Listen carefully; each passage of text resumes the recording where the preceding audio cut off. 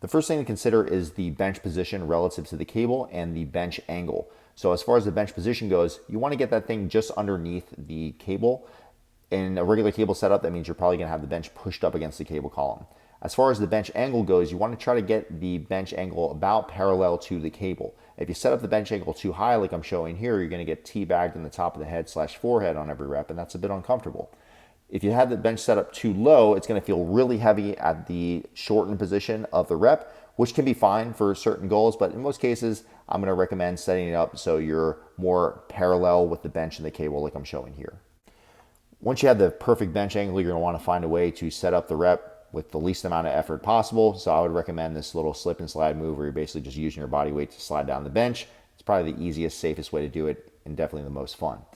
One of the most important things with this exercise is making sure that you keep your whole back glued against the bench the whole way. Want to try to avoid any extra movement through the back and the rib cage. So as you're going up overhead, you're going to be tempted to let your back arch. And if you get a little bit of movement through the rib cage, that's okay, but there shouldn't be this massive gap between you and the bench as you get up to the top of the range of motion. Throughout the full range, you want to think about keeping your arms long. You should feel like your shoulder blade wants to reach up a little bit at the top and depress a little at the bottom.